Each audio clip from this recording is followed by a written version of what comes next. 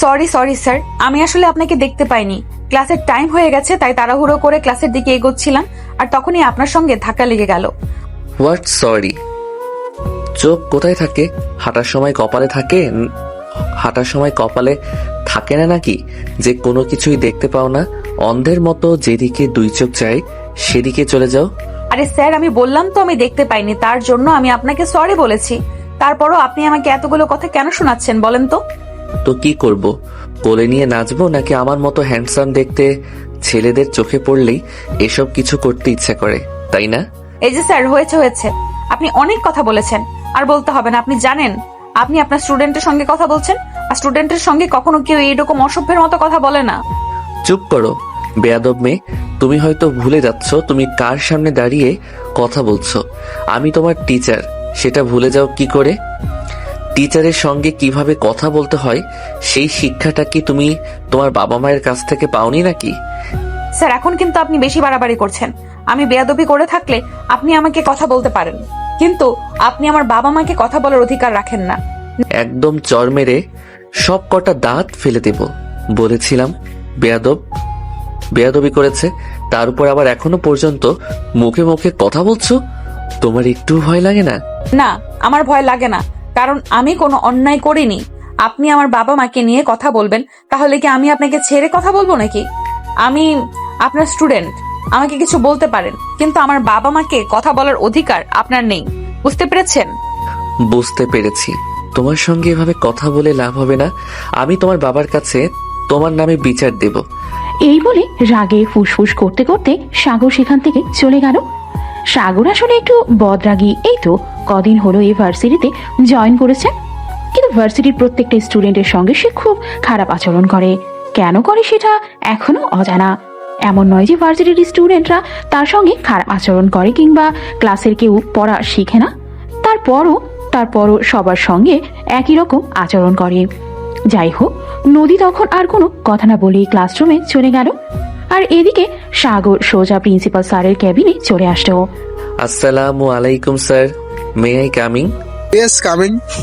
Sir, আমি আপনার সঙ্গে নদীর ব্যাপারে কিছু কথা বলতে চাই। এই মেয়েটা মাথা ছাড়া বিয়ে উঠেছে, অসভ্য আর খুব বেয়াদব। আমি তার বাবার সঙ্গে কথা বলতে চাই। আপনি কি আমাকে তার বাবার নাম্বারটা দিতে পারবেন? নাম্বার না হওয়া পরে দেওয়া যাবে, কিন্তু কি হয়েছে সেটা আগে আমাকে খুলে বলো। আমি ঘটনাটা শুনি, তারপর যদি আমার মনে হয় এটা তার বাবাকে জানানো উচিত, তাহলে তার বাবাকে আমি নিজেই জানিয়ে দেব। স্যার, আমি যখন আজ ভার্সিটিতে প্রবেশ করি তখনই নদীর সঙ্গে আমার ধাক্কা লাগে। ইচ্ছে করেই ধাক্কা খেয়েছি। তারপর আবার আমার সঙ্গে তর্ক শুরু করে দিয়েছে। সে নিজের ভুলটা স্বীকারই করতে চাইছে না। আচ্ছা ঠিক আছে, কোনো সমস্যা নেই। আমি আগে নদীর সঙ্গে এ ব্যাপারে কথা বলে নেই, তারপর তার বাবার সঙ্গে কথা বলা যাবে। তুমি এখন আসতে পারো। স্যার, আমার মনে হয় আপনি বিষয়টাকে একটু ঘোলাটে করতে চাইছেন, কিন্তু আমি আপনাকে বলে দিচ্ছি এই মেয়েটা প্রচন্ড বেয়াদব। আপনি মেয়েটাকে কিন্তু কোনোভাবেই প্রশ্রয় দেবেন না। ঠিক আছে, আমি দেখছি বিষয়টা। তোমাকে বললাম তো, তোমাকে কোনো চিন্তা করতে হবে না। আমার যদি মনে হয় নদী সত্যি বেয়াদবি করেছে, তাহলে আমি সত্যি তার বাবার কাছে বিচার দেব। কিন্তু আমার মনে হচ্ছে তুমি কিছু একটা ভুল বুঝেছো, কারণ নদীকে আমরা সবাই অনেক দিন ধরে চিনি, কারণ সে বিগত 4 বছর ধরে এই ভাষাতে পড়াশোনা করছে। তার মানে কি স্যার, আপনার কি এটা মনে হচ্ছে যে আমি নদীর উপর মিথ্যা কথা বলেছি? কিন্তু নদীর উপর মিথ্যা কথা বলে আমার কি লাভ বলেন? আমি কিন্তু এখনো পর্যন্ত তোমাকে এটা বলিনি যে তুমি মিথ্যে কথা বলছো। আমি শুধু তোমাকে এটা বলেছি তুমি যাও, আমি নদীর সঙ্গে কথা বলে তারপর দেখি কি হয়। তখন সাগর আর কোনো কথা না বলে প্রিন্সিপাল স্যারের ক্যাবিন থেকে বের হয়ে নিজের কেবিনে চলে আসলো।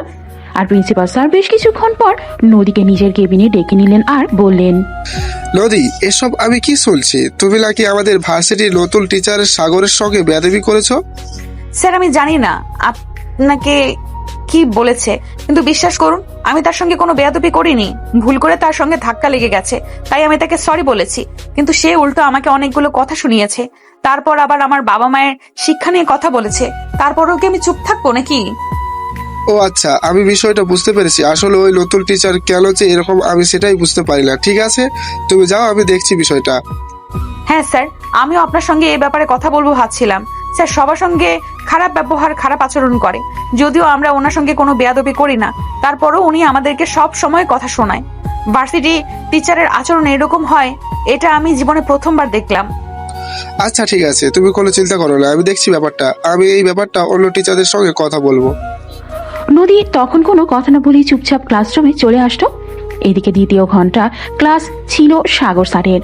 ভার্সিটির স্টুডেন্টরা একদম ক্ষেপে আছে সাগর স্যারের উপর। তারা যেন সাগর স্যারের ক্লাস একদম করতেই চায় না। আর এদিকে দেখতে দেখতেই সাগর স্যার ক্লাসে চলে আসতো। তাই ক্লাসে সব ছাত্রছাত্রীরা একদম চুপ করে বসে গেল, কেউ কোনো কথাই বলছিল না। এদিকে স্যার ক্লাস করানো শুরু করলেন।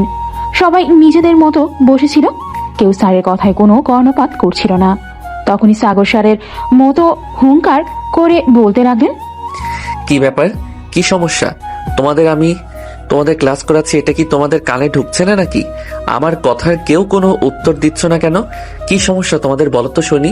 স্যার, আমরা আপনার ক্লাস করতে চাই না, আমরা আপনাকে বয়কট করতে চাই। আপনি আমাদের ভার্সিটি থেকে চলে যান, আমরা আপনার ক্লাস আর কোনোভাবেই করব না। এত বড় দুঃসাহস তোমাদের! তোমরা আমাকে বয়কট করতে চাও? আমি তোমাদেরকে এই ভার্সিটি থেকে বের করে দেওয়ার ব্যবস্থা করছি। টিচারকে বয়কট করতে সাহস তোমাদের? স্যার, আপনি আমাদের দুঃসাহসের কিছুই দেখেন নাই। ছাত্র সমাজ জেগে উঠে কি করতে পারে সেটা সম্পর্কে বিন্দুমাত্র ধারণা আপনার নেই, কিন্তু তাই বলে আপনি আমাদের সঙ্গে যা ইচ্ছে তাই আচরণ করতে পারেন না, এটা আমাকে মানতে হবে না। ও আচ্ছা, বুঝতে পেরেছি। তোমাদের ফুট করে জেগে ওঠার পেছনের কারণটা কি? এই নদী, এদিকে আসো। আমি আবার কি করলাম? আপনি এসবের মধ্যে আমাকে কেন কোনোদিন নিয়েছেন? ভার্সিটির সকল সীমান্ত আপনার উপর ক্ষিপ্ত। আপনার আচরণ আর ব্যবহারে সবাই ক্ষিপ্ত হয়ে আছে। তাহলে আপনি আমাকে কেন বলছেন? আমি তোমার কাছ থেকে কোনো কথা শুনতে চাইছি না। তুমি এক্ষুনি এখানে আসবে আর নীল ডাউন হয়ে আমার পুরো ক্লাস দাঁড়িয়ে থাকবে। কিন্তু স্যার, আমার অপরাধ কি? আমি কেন নীল ডাউন হয়ে দাঁড়িয়ে থাকবো? আমি তো জানি না আমি কোন অপরাধ করেছি। তাহলে কেন শুধু শুধু শাস্তি পাবো? তোমার অপরাধ এটা যে তুমি আমার সঙ্গে মুখে মুখে তর্ক করছো।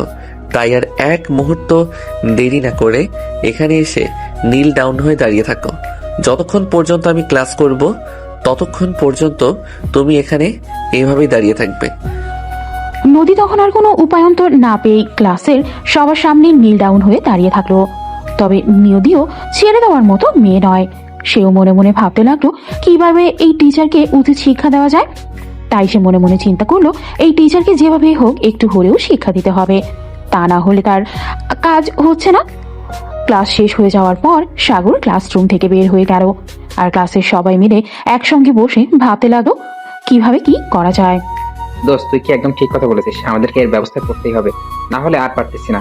এছাড়া অত্যাচারে দিন দিন মাথা চালা দিয়ে উঠতেছে, আর এই সবকিছু সহ্য করতে করা যাচ্ছে না। আমাকে ভাবতে দে, যেভাবেই হোক এই স্যারকে শিক্ষা দিতেই হবে। তবে ঠান্ডা মাথায় চিন্তা ভাবনা করতে হবে, হুট করে কিছু করা যাবে না। তবে একটা কথা সবাই মাথায় রাখিস, যেন এই স্যার কোনোভাবেই জানতে না পারে আমরা তার বিরুদ্ধে পরিকল্পনা করছি। আর যদি কোনোভাবে জানতে পারে তাহলে কিন্তু আমাদের কপালে খারাপ আছে, এটা তোরা মাথায় রাখিস। হ্যাঁ দোস্ত, তুই একদম ঠিক কথা বলেছিস। আমাদেরকে যা করার ঠান্ডা মাথায় চিন্তা ভাবনা করে করতে হবে, তারপরেই করতে হবে। হুট করে কোনো কিছু করা চলবে না। হ্যাঁ ভাই, আমাদেরকে সবাই মিলে ঠান্ডা মাথায় চিন্তা ভাবনা করে তারপরই ভাবতে হবে। আচ্ছা ঠিক আছে, এখন নেক্সট ক্লাসের জন্য প্রিপারেশন নেই, আর তারপর ঠান্ডা মাথায় চিন্তা ভাবনা করে তোদের আমি জানাবো কি করতে হবে। এই বলে সবাই মিলে ক্লাসে মনোযোগ দিল। আর বিকেলবেলা ভার্সিটি ছুটি হলে সবাই নিজেদের বাসায় চলে গেল। নদী যখন বাড়িতে আসলো তখন তার আব্বু তাকে নিজের রুমে ডেকে নিল। কি ব্যাপার নদী, আমি শুনলাম ভার্সিটিতে নাকি নতুন একটা টিচার এসেছে, খুব বদরাগী আর বদমেজাজি। তাকে নাকি ভার্সিটির স্টুডেন্টরা একদম সহ্য করতে পারছে না, এটা কি সত্যি? হ্যাঁ আব্বু, তুমি একদম ঠিকই শুনেছো। তাই আমি আর আমার বন্ধুরা মিলে সিদ্ধান্ত নিয়েছি যেভাবেই হোক এই স্যারকে একটু উচিত শিক্ষা দিতে হবে। তা না হলে এই স্যারকে আর সহ্য করা যাচ্ছে না। উনি আমাদের সঙ্গে যা শুরু করেছেন এগুলো কি প্রশ্রয় দিতে থাকলে উনি আরো মাথায় উঠে বসবেন। কিন্তু স্যারের নামে এভাবে বিদ্রোহ ঘোষণা করাটা কি ঠিক হবে?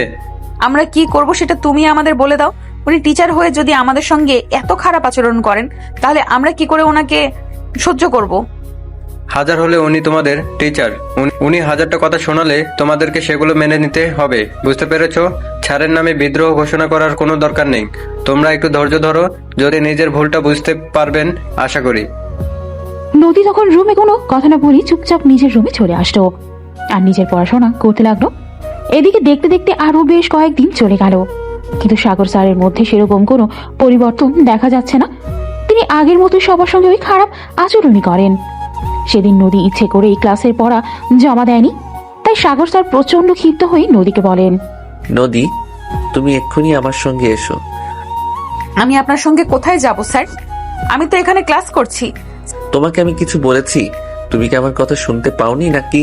তোমাকে আমি বলেছি তুমি আমার সঙ্গে আসো, কোথায় নিয়ে যাব সেটা আমার ব্যাপার, তোমাকে চিন্তা করতে বলিনি। স্যার, আপনি যখন আপনার সঙ্গে আমাকে যেতে বলেছেন তাহলে তো বিষয়টা আমাকে চিন্তা করতেই হয়। তাই তো আমি আপনাকে জিজ্ঞেস করছি আপনি আমাকে কোথায় নিয়ে যেতে বলছেন।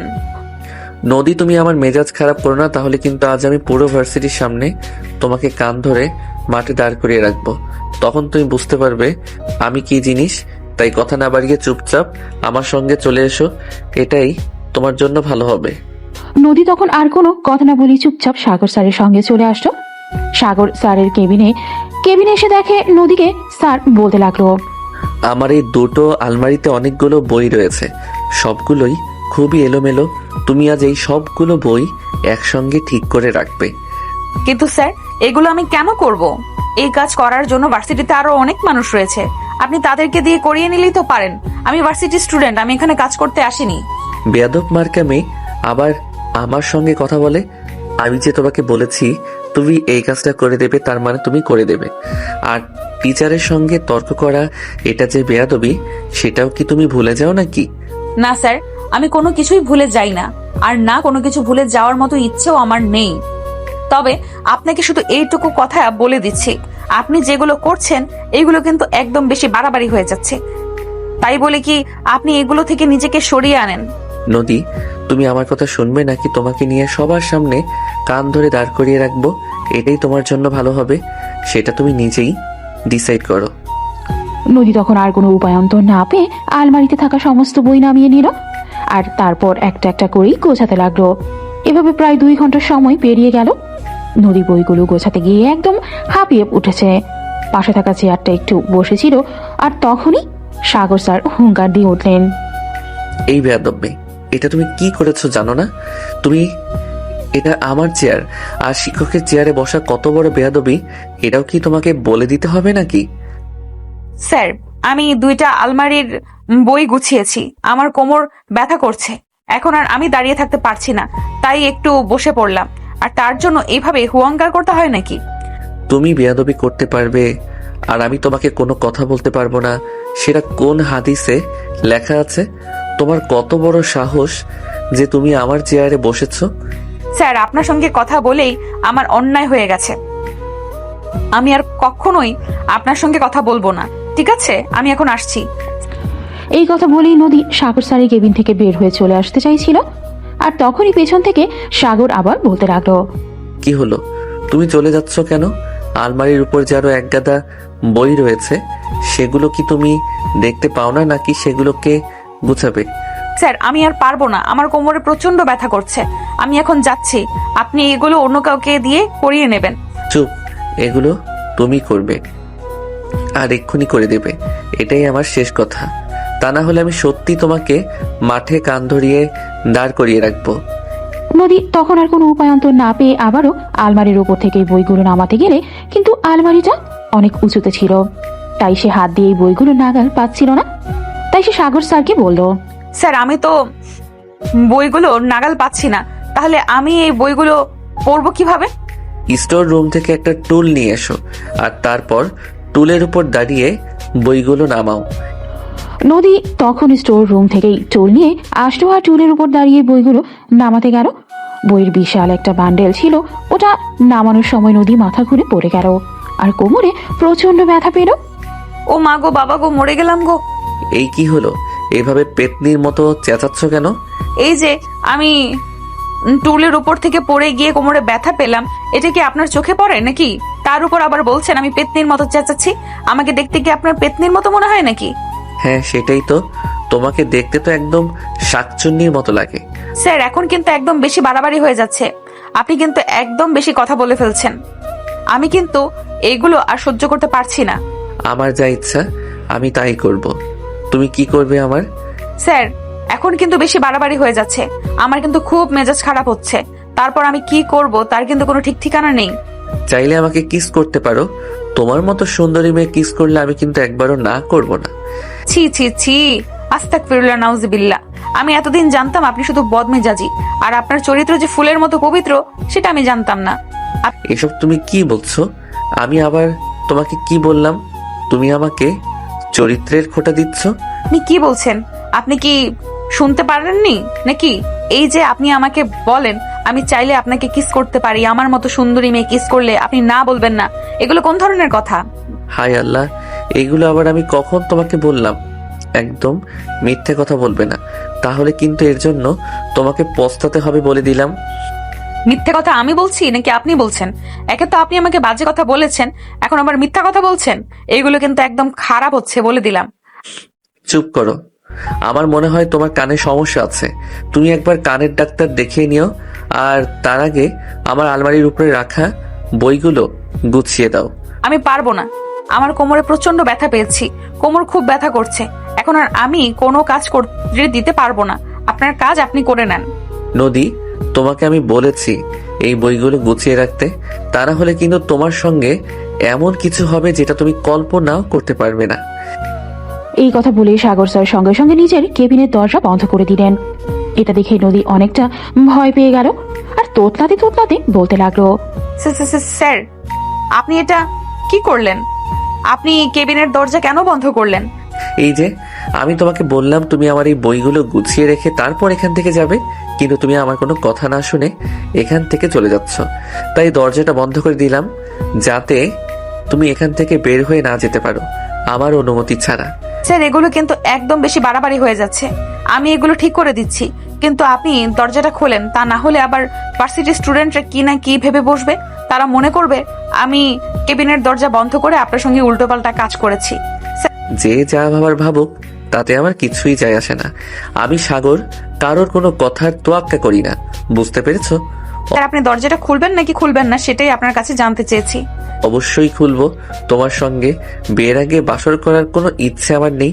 তুমি আগে আমার এই বইগুলো গুছিয়ে রাখো, তারপর আমি দরজাটা খুলবো। তুমি যত তাড়াতাড়ি আমার কাজটা করে দেবে, তত তাড়াতাড়ি এখান থেকে বের হয়ে চলে যেতে পারবে। Your time is start now. এই কথা বলে সাগর স্যার নিজের চেয়ারটা টেনে বসে পড়লেন আর নদীকে আবারও কাজগুলো তাড়াতাড়ি করতে বললেন। নদী তখন আর সেখান থেকে বেরিয়ে যাওয়ার কোনো উপায় না খুঁজে পেয়ে তাড়াতাড়ি করে বইগুলো গোছাতে লাগলো, কারণ সে যত তাড়াতাড়ি এই বইগুলো গোছাতে পারবে তত তাড়াতাড়ি এই কেবিন থেকে বের হয়ে যেতে পারবে। 10 মিনিটের মতো লাগলো ওই বইগুলো গোছাতে। নদী নিজের শরীরের পুরো শক্তি দিয়ে চেষ্টা করে 10 মিনিটের মধ্যে কাজটা সম্পূর্ণ করে, আর তারপর বলে, সরি, এবার আপনি দরজাটা খুলুন আর আমাকে যেতে দিন, আমি আপনার কাজ করে দিয়েছি। গুড। আর শোনো একটা কথা, তোমাকে শেষবারের মতো বলে দিচ্ছি, আজকের পর থেকে কখনোই কিন্তু আমার পিছু লাগতে যাবে না, তাহলে কিন্তু তোমাকে এইভাবে পানিশমেন্ট পেতে হবে, বুঝতে পেরেছো? হ্যাঁ খুব ভালোভাবেই বুঝতে পেরেছি, এবং সিদ্ধান্ত নিয়েছি আপনার থেকে প্রয়োজন হলে 100 হাত দূরে থাকবো। দূরের মানুষকে কিভাবে কাছে টেনে নিতে হয় সেটা কিন্তু আমার খুব ভালো করে জানা আছে, তাই আমার সঙ্গে বেশি ভাব দেখাতে এসো না। মানে আপনি কে বলছেন?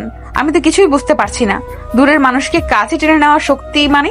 তুমি এখন অনেকটাই ছোট, তাই সব তোমাকে বুঝতে হবে না। আগে বড় হও, তারপর আস্তে আস্তে সব কিছু বুঝতে পারবে। আর সময়টা পেরোতে দাও। নদী তখন আর কোনো কথা না বলে চুপচাপ সাগর স্যারের কেবিন থেকে বের হয়ে গেল, ক্লাসরুমে চলে গেল। আর ক্লাসে যেতেই তার বন্ধু বান্ধবীরা সবাই তাকে ঘিরে ধরলো আর বলতে লাগলো, কি রে দোস্ত, কি ব্যাপার? তুই এভাবে ঘুমিয়ে ঘুমিয়ে হাঁটছিস কেন? স্যার আবার তোকে কেবিনে নিয়ে গিয়ে তোর সঙ্গে উল্টাপাল্টা কিছু করেনি তো? তোরে মেরে সব কটা দাঁত ফেলে দেব। উল্টোপাল্টা কিছু করবে মানে? স্যার আমাকে দিয়ে আলমারির বই গোছাতে বলছিল, আর আলমারির উপর থেকে বই নামাতে গিয়ে সেখান থেকে পড়ে গিয়ে কোমরে ব্যথা পেয়েছি। কিন্তু দোস্ত, আমাদের তো মনে হচ্ছে স্যার তোকে কেবিনে নিয়ে গিয়ে দরজা বন্ধ করে উল্টোপাল্টা কিছু করেছে, কারণ স্যার তোকে কেবিনে নিয়ে যাওয়ার পর অনেকক্ষণ কেবিনের দরজাটা বন্ধ করে রেখেছিল। প্লিজ দোস্ত বল না, তোর সঙ্গে উল্টোপাল্টা কিছু করেছে কিনা, তাহলে আমরা এই স্যারকে কালকেই ভার্সিটি থেকে বের করে দেওয়ার ব্যবস্থা করতে পারি। আরে ধুরবাল, ওনাকেই আরে ধুরবাল, একজনের উপর প্রতিশোধ নিতে গিয়ে আমি এইভাবে মিথ্যা কথা বলতে পারি না। স্যার আমার সঙ্গে উল্টোপাল্টা কিছুই করেনি, শুধু আলমারির উপর থেকে বই নামাতে গিয়ে আমি টুলের উপর থেকে পড়ে গিয়ে কোমরে ব্যথা পেয়েছি, ব্যাস এইটুকুই, আর কিছুই না, বুঝতে পেরেছিস? বুঝতে পেরেছি, কিন্তু এই কথাটা আমাদের হজম হচ্ছে না। কারণ তোরা এতক্ষণ কেবিনের দরজা বন্ধ করে কি করছিস না? না মানে আমরা এটাই বলতে চাইছি যে দরজা বন্ধ করে একটা যুবতী মেয়ে আর একটা যুবক ছেলে। এই দেখ, চুপ কর তোরা। এখন এখন কিন্তু একদম বেশি বেশি হয়ে যাচ্ছে। আর আমার মেজাজ খারাপ হলে আমি কি করতে পারি সেটা কিন্তু তোরা খুব ভালো করেই জানিস। তাই আমার মেজাজ খারাপ করিস না বলে দিলাম। নদীর বন্ধু বান্ধবীরা তখন আর কিছুই বলল না। সবাই বুঝতে পারলো নদী অনেকটাই ক্ষেপে আছে, আর কোনো প্রশ্ন করলে হিতে বিপরীত হতে পারে। তাই তাকে প্রশ্ন না করে থাকাই খুব ভালো। নদীর মেজাজ যখন ঠান্ডা হবে তখন নদী নিজেই সবাইকে সবকিছু বলবে। তাই সবাই নদীর মেজাজ ঠান্ডা হওয়ার অপেক্ষায় ছিল। এদিকে ভার্সিটি ছুটি হওয়ার পর নদী তার বন্ধুদের সঙ্গে ভার্সিটির গেট দিয়ে বাইরে বের হচ্ছিল। আর তখনই সাগর স্যার তার বাইক নিয়ে এসে তার সামনে দাঁড়ায় আর নদীকে উদ্দেশ্য করে বলে, নদী, আমার সঙ্গে বাইকে ওঠো, আমি তোমাকে তোমার বাসা পর্যন্ত পৌঁছে যাব। না, সেটার কোনো প্রয়োজন হবে না। আমি আমার বান্ধবীদের সঙ্গে ফুচকা খেতে যাব, আর তারপর সেখান থেকে রিক্সা নিয়ে বাসায় চলে যাব। ফুচকা খেতে যেতে হবে না, আমি তোমার বাসায় ফুচকা পাঠিয়ে দেবো। এখন তুমি আমার সঙ্গে বাইকে ওঠো, আমি তোমাকে তোমার বাসা পর্যন্ত পৌঁছে দিয়ে আসবো। বললাম তো সেটার কোনো প্রয়োজন নেই। আমি নিজেই আমার বাসা পর্যন্ত চলে যেতে পারবো। তাছাড়া আপনি যে কেন আমাকে সাহায্য করতে চাইছেন সেটাই তো বুঝতে পারছি না। তোমাকে আমি এত কিছু বুঝতে বলিনি, তোমাকে শুধু বলেছি তুমি আমার সঙ্গে বাইকে উঠে বসো, আমি তোমাকে তোমার বাসা পর্যন্ত পৌঁছে দেব। আমি তো বললাম আপনার সঙ্গে আমি যাব না। আপনি কি আমার কথা শুনতে পাননি নাকি?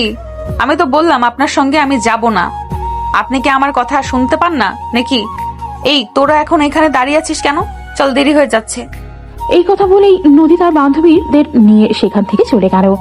এদিকে সাগর পেছন থেকে বলতে লাগলো, দেখো নদী, তুমি এই কাজটা কিন্তু একদম ভালো করলে না। এর জন্য কিন্তু তোমাকে পস্তাতে হবে, এটা আমি বলে দিলাম। আর একটা কথা, তুমি যদি বিকেল 5টার মধ্যে বাসায় না পৌঁছাও তাহলে কিন্তু তোমার কপালে খারাপ আছে। এই শোনেন, কে আপনি? আমি আপনার কথা কেন শুনতে যাব? আমি কখন বাসায় ফিরবো না ফিরবো সেটা আমার ব্যক্তিগত ব্যাপার। আর আমার ব্যাপারে যদি কেউ কথা বলতেই হয় তাহলে আমার ফ্যামিলির মানুষ আছে, তারা কথা বলবে। আপনি কেউ নন আমার ব্যাপারে কথা বলার, বুঝতে পেরেছেন? আমি বুঝতে পেরেছি, আর সময় হলে তোমাকেও বুঝিয়ে দেব, বুঝতে পেরেছো? এই বলে সাগর আর এক মুহূর্ত দেরি না করে বাইক চালিয়ে সেখান থেকে চলে গেল। আর নদী তার বন্ধুদের নিয়ে ফুচকা খেতে চলে গেল। ফুচকা খাওয়া শেষ হলে সে তার বন্ধুদের সঙ্গে আড্ডা দিতে থাকলো। এভাবেই সন্ধ্যা হয়ে আসলো। সন্ধ্যার দিকে নদী তার বন্ধুদের কাছ থেকে বিদায় নিয়ে বাসার উদ্দেশ্যে রওনা দিল। আর তখনই তার সামনে এসে সাগর বাইক নিয়ে দাঁড়ালো। সাগরকে দেখে নদী অনেকটাই থমকে গেল আর বলতে লাগলো, কি ব্যাপার, আপনি এখানে আর কেন এসেছেন? তোমাকে না বলেছিলাম 5টার আগে বাসায় চলে যাবে তুমি? এখন এখানে কি করছো? তুমি বাসায় যাওনি কেন? আমি তো আপনাকে বলে দিয়েছি আমি কখন বাসায় ফিরবো না ফিরবো সেটা আমার ব্যাপার, আপনার নয়। আপনি আমার টিচার, সেটা শুধু ভার্সিটিতে, বাইরে আপনি আমার কেউ নন, বুঝতে পেরেছেন? না, আমি বুঝতে পারিনি আর বুঝতে চাইও না। তুমি আমার সঙ্গে বাইকে ওঠো। আমি তো আপনাকে বললাম আমি আপনার বাইকে উঠবো না। আর এখানে বেশি বাড়াবাড়ি করবেন না, তাহলে কিন্তু আমি চেঁচামেচি করতে শুরু করবো আর রাস্তার লোকজন দিয়ে আপনাকে গল ধোলাই খাওয়াবো আমি, বুঝতে পেরেছেন? আপনি এইভাবে সোজা হবেন না, আপনাকে কিছু একটা করতেই হবে। কিন্তু দুর্ভাগ্যবশত তুমি আমার কিছুই করতে পারবে না। আর এখন তোমাকে আমার বাইকে উঠেই বাসায় যেতে হবে, এটাই কথা। এই বলে সাগর নদীকে টান দিয়ে বাইক তুলে নিল। আর তারপর সঙ্গে সঙ্গে বাইকে স্টার্ট করলো। একটানি একদম নদীর বাসার সামনে এনে দাঁড় করালো। আর তারপর নদীকে বলল, কি হলো? মনে হচ্ছে জামাইকে জড়িয়ে ধরে বসে আছো আর তার শরীর থেকে উষ্ণতা নিচ্ছ। এইসব বেয়াদবের মতো কথা বলবেন না। আপনি যেভাবে বাইক চালাচ্ছিলেন, আমি যদি আপনাকে ধরে না বসতাম তাহলে তো রাস্তায় এতক্ষণে আমার লাশ পড়ে যেত। হয়েছে, আর মিথ্যে কথা বলতে হবে না। আমি খুব ভালোভাবেই বুঝতে পেরেছি তুমি আমাকে জড়িয়ে ধরে আমার শরীর থেকে ভালোবাসার উষ্ণতা নিচ্ছিলে। এই চুপ করেন তো আপনি। ভালোবাসা, তাও আবার আপনাকে? আপনার মতো বদমাইশ মার্কা একটা ছেলেকে কখনোই না। একে তো আপনি আমাকে জোর করে আপনার বাইকে উঠিয়েছেন, তারপর আবার বাতাসের গতিতে বাইক চালাচ্ছিলেন। তখন যদি আমি আপনাকে ধরে না বসতাম তাহলে আমার সঙ্গে কি হতো আমি সেটাই ভাবছিলাম। এই যে দেখো, এখনো তুমি আমাকে জড়িয়ে ধরে আছো। যদি ভালোবাসার উষ্ণতা নাই নিতে তাহলে কি এখনো তুমি আমাকে জড়িয়ে ধরে রাখতে? কথাটা শুনেই নদী নিজের দিকে তাকিয়ে দেখলো সে সত্যিই সাগরকে তখনও জড়িয়ে ধরে বসে আছে। তাই সে সঙ্গে সঙ্গে সাগরকে ছেড়ে দিয়ে বাইক থেকে নেমে গেল আর তারপর সোজা বাসায় ঢুকে গেল। এদিকে সাগর তার দিকে তাকিয়েছিল যদি একবারও পিছনের দিকে ফিরে তাকায় আর তাকে বিদায় জানায়। কিন্তু নদী সেসবের কিছুই করলো না। সে চুপচাপ বাসার ভিতরে ঢুকে গেল আর গেট আটকে দিল। বেশ কিছুক্ষণ সাগর সেখানে দাঁড়িয়েছিল। সে মনে মনে ভাবছিল নদী হয়তো একবারের জন্য হলেও ফিরে আসবে আর তাকে বিদায় জানাবে, কিন্তু সেটা আর হলো না। অন্ধকার হয়ে আসছিল, তাই সাগর বাইক নিয়ে নিজের বাসায় চলে আসলো। বাসায় ঢুকতেই তার ছোট বোন তাকে বলল, কি ব্যাপার ভাইয়া? কোনোদিন তো তোকে ভার্সিটি থেকে আসার পর বাইরে যেতে দেখিনি, তাহলে আজ কোথায় গিয়েছিলি? এত দেরি হলো যে ফিরে আসতে। তোর ভাবির কাছে গিয়েছিলাম। তোর ভাবিটাই ইদানিং বড্ড বেশি বেয়াদব হয়ে যাচ্ছে, তাই একটু শাসন করতে গিয়েছিলাম। নাকি আদর করতে গিয়েছিলি সেটাই বল। আমার কাছে মিথ্যা বলে কোনো লাভ নেই, কারণ তুমি ভালো করেই জানো আজ না হয় কাল আমি সত্যিটা জেনেই যাব। আরে পাগলি মেয়ে, আমি তোর সঙ্গে মিথ্যে কথা বলতে যাব কেন? আমি তোর সঙ্গে একদম সত্য কথাই বলেছি। এখনো তোর ভাবির সঙ্গে ভালোবাসার সম্পর্কটা, তাই ভালোবাসার আদান প্রদান এখনো হলে অবশ্যই তোকে জানাবো। এখন যা, পড়তে বস। এই বলে সাগর নিজের রুমে চলে আসলো। আসলে সাগর মানুষটা ওপর অনেক রাগী আর বদমেজাজি হলেও ভেতর থেকে খুবই ভালো মনের। সেটা আপনারা গল্পটা আর একটু পড়লেই জানতে পারবেন। সাগরের ছোট বোন নিজের রুমে বসে পড়ছিল, আর তখনই সাগর সেখানে গেল আর বলল, কি ব্যাপার ম্যাডাম, আপনার পড়াশোনা কেমন চলছে? এই কয়দিন ধরে একটু ব্যস্ত থাকার কারণে আপনাকে সময় দিতে পারছি না। আর এদিকে আপনিও ছুটি পেয়ে গেছেন, আমাকে একবারও পড়া জিজ্ঞেস করতে যাচ্ছেন না। না মানে আসলে তুমি তো ব্যস্ত থাকো, তাই পড়ার ব্যাপারে আর তোমাকে প্রেশার দেইনি। তাছাড়া কলেজের একটা বড় ভাই আছে, সে আমাকে একটু পড়া বুঝিয়ে দেয়। তা ব্যাপারটা কি শুধু বড় ভাই পর্যন্ত সীমাবদ্ধ, নাকি অন্য কোনো দিকে চলে যাচ্ছে ম্যাডাম? ভাইয়া তুমিও না একদম যাচ্ছে তাই। ছোট বোনকে কেউ এইভাবে বলে? না হয় একটু প্রেমই করলাম, তাতে ক্ষতি কি? ক্ষতি কি সেটা আমি জানি না, কিন্তু ম্যাডাম লাভ বলতে কিছুই নেই। এই যুগের ছেলেদের বিশ্বাস নেই, প্রেম করার আগেই রুম ডেট করতে চায় আর মেয়েদের সতীত্ব নিয়ে খেলতে চায়। মেয়েটার কাছ থেকে স্বাদ নেওয়া হয়ে গেলে তারপর আর তাকে ভালো লাগে না, তারপর তাকে ময়লা টিস্যুর মতো ছুঁড়ে ফেলে দেয়। না ভাইয়া, ও এরকম নয়। ওকে আমি দেখেছি, আজ পর্যন্ত আমার সঙ্গে কোনো বাজে কথা পর্যন্ত বলেনি। আর বাজে কাজ তো অনেক দূরের কথা। সে সত্যি অনেক ভালো একটা ছেলে। ও তাই বুঝি? আপনার বাবুটা অনেক ভালো। ঠিক আছে, ভালো হলেই হয়। তবে একটা কথা বলে দিচ্ছি ম্যাডাম, আপনি যদি এসব করতে গিয়ে পড়াশোনায় ডাব্বা মারেন, তাহলে কিন্তু আপনার কপালে খারাপই আছে। আগে ঠিক মতো পড়াশোনা করেন, পড়াশোনা শেষ করেন, নিজের পায়ে দাঁড়ান, তারপর বিয়ে শাদী নিয়ে চিন্তা করবেন। হ্যাঁ ভাইয়া, সেটা তো অবশ্যই। এই ব্যাপারে তুমি একটু চিন্তা করো না। আমি পড়াশোনা শেষ করে নিজের পায়ে দাঁড়াবো, তারপর বিয়ে শাদী নিয়ে চিন্তা করব। এর আগে কিছুই না। হ্যাঁ, তাই যেন হয়। আমি আসছি তাহলে। এই কথা বলে সাগর তার বোনের রুম থেকে বের হয়ে চলে আসলো আর নিজের রুমে বসে মোবাইল টেপাটেপি করতে লাগলো। এভাবেই দেখতে দেখতে রাত 11টা বেজে গেল। তারপর রাতের খাবার খেয়ে ঘুমিয়ে পড়লো। পরের দিন সকালবেলা ঘুম থেকে উঠেই ফ্রেশ হয়ে নাস্তা করেই ভার্সিটির টাইম হওয়ার 5 মিনিট আগেই বাইক নিয়ে সোজা নদীর বাসার সামনে চলে আসলো। নদী বাসা থেকে বের হয়ে সাগরকে তার বাসার সামনে দাঁড়িয়ে থাকতে দেখে বলল, কি ব্যাপার, কি সমস্যা আপনার? আপনি আজকে আবার আমার বাসার সামনে এসে দাঁড়িয়েছেন কেন? তোমাকে নিয়ে ভার্সিটিতে যাব, তাই। তুমি প্রতিদিন তোমার বন্ধুদের সঙ্গে ফাইজলামো করতে করতে ভার্সিটিতে যাও, এগুলো আমার একদম ভালো লাগে না। তাই আজ থেকে তুমি আমার সঙ্গে ভার্সিটিতে যাবে, আর ভার্সিটি ছুটির পর আমি তোমাকে বাসা পর্যন্ত পৌঁছে দেব। আচ্ছা, আপনি ছোট আর সহজ করে একটা কথা বলেন তো আমাকে। আমি আপনার কি এমন ক্ষতি করেছি যে আপনি আমার পেছনে এইভাবে পড়ে আছেন? আমি তো জানি না আমি নিজের ইচ্ছায় আপনার কোনো ক্ষতি করেছি বলে। ও তাই? তুমি এখনো জানোই না তুমি আমার কি ক্ষতি করেছো? তাহলে আমি তোমায় বলছি, তুমি শোনো। তুমি আমার মনটা চুরি করেছো, আর সেই অপরাধে তোমাকে আমার বউ হতে হবে।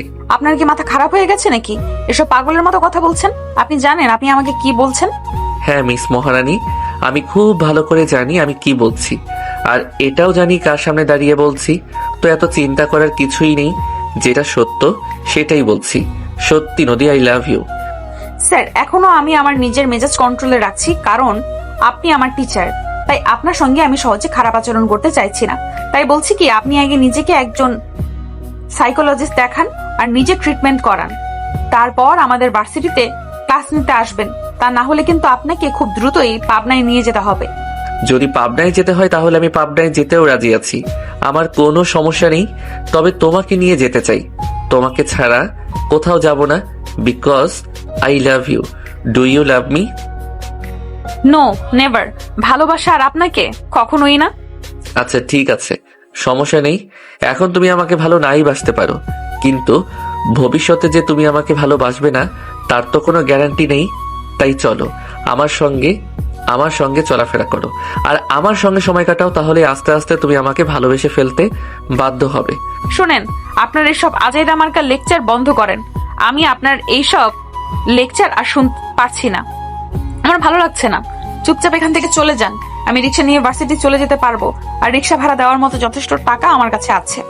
বললাম তো, তুমি আমার সঙ্গে যাবে যতদিন নিজের ইচ্ছায়। যদি না চাও তাহলে কাল যেভাবে তোমাকে বাসা পর্যন্ত পৌঁছে দিয়েছিলাম ঠিক সেইভাবেই তোমাকে নিয়ে যেতে হবে। এই বলে সাগর আবারও নদীকে টান দিয়ে বাইকে তুলে নিল, আর তারপর সঙ্গে সঙ্গে বাইকে স্টার্ট দিল। ঠিক 10 মিনিটের মাথায় তারা দুজনেই ভার্সিটি এসে পৌঁছে গেল। ভার্সিটিতে এসে নদী লাফ দিয়েই বাইক থেকে নেমে গেল, আর তখনই পা মোচড় লেগে গেল, আর পায়ে প্রচন্ড ব্যথা পেল। নদী পায়ে এতটাই বেশি ব্যথা পেয়েছে যে উঠে দাঁড়াতে পর্যন্ত পারছে না। তাই সাগর তাকে টেনে দাঁড় করালো, কিন্তু নদী তার হাতটা ছিটকা মেরে ফেলে দিল আর বলতে লাগলো, এই দেখুন, আপনি একদম আমাকে স্পর্শ করবেন না। আপনার জন্যই আমার এরকমটা হয়েছে। গতকাল পড়ে গিয়ে কোমরে ব্যথা পেয়েছি, আর আজকে আবার পা মোচড় খেলো। আপনার জন্য এই সব কিছু হচ্ছে। আপনি আমার থেকে দূরে দূরে থাকুন, আমি আপনাকে সহ্য করতে পারছি না। সাগর তখন আর কোনো কথাই বলল না, চুপচাপ সেখানে দাঁড়িয়ে রইল। আর নদী এইখানে এভাবে বসেই কান্না করছে। এটা দেখে তার বান্ধবীরা দৌড়ে আসলো, আর তাকে দেখে বলতে লাগলো, কি ব্যাপার দোস্ত, কি হয়েছে? তুই এভাবে কান্না করছিস কেন? তোরা কি চোখে দেখতে পাস না নাকি? এই যে পড়ে গিয়ে পায়ে এতটা ব্যথা পেয়েছি, তারপর আবার আমাকে জিজ্ঞেস করছিস আমি কান্না করছি কেন? নদীর বান্ধবীরা তখন আর কোনো কথা না বলেই নদীকে আস্তে আস্তে ভার্সিটির ভারপ্রাপ্ত ডাক্তারের কাছে নিয়ে গেল, আর সেখান থেকে ফার্স্ট এইড করালো, আর তারপর তাকে নিয়ে ক্লাসরুমে চলে এলো। দেখতে দেখতে সাগর স্যার ক্লাসে চলে আসলেন, আর তারপর ক্লাস করাতে থাকলেন। এদিকে নদী বেঞ্চে মাথা দিয়ে চুপচাপ করে বসে আছে, কারো সঙ্গে কোনো কথা বলছে না, আর ক্লাসও করছে না। এটা দেখে সাগর তার কাছে আসলো আর বলল, কি ব্যাপার নদী, কি হয়েছে? তুমি এভাবে মাথা নিচু করে বসে আছো, ক্লাস করছো না কেন? দেখুন, এটা স্কুল কলেজ নয়, এটা ভার্সিটি। এখানে আমি ক্লাস করব নাকি প্রেম করব সেটা আমার ব্যাপার। এ ব্যাপারে আমি কারোর কাছ থেকে কোনো কথা শুনতে চাই না। নদী, তুমি ভুলে যেও না তুমি ক্লাসরুমে আছো, আর তোমার ক্লাস টিচারের সঙ্গে কথা বলছো।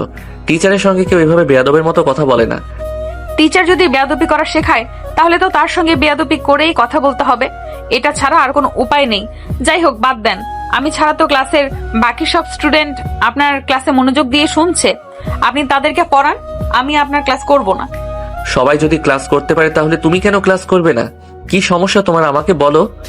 আমার ইচ্ছে হয়েছে তাই আমি ক্লাস করব না, আর আপনি আমাকে এই জন্য জবাবদিহিতাও করতে পারেন না, বিকজ এটা ভার্সিটি।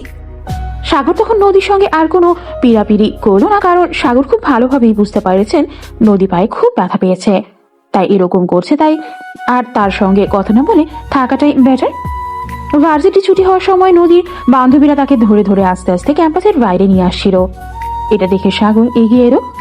সাগর তখন নদীর বান্ধবী রিমিকে উদ্দেশ্য করে বলল, রিমি, তোমরা চলে যাও, নদীকে আমি তার বাসা পর্যন্ত পৌঁছে দিয়ে আসবো। কিন্তু স্যার।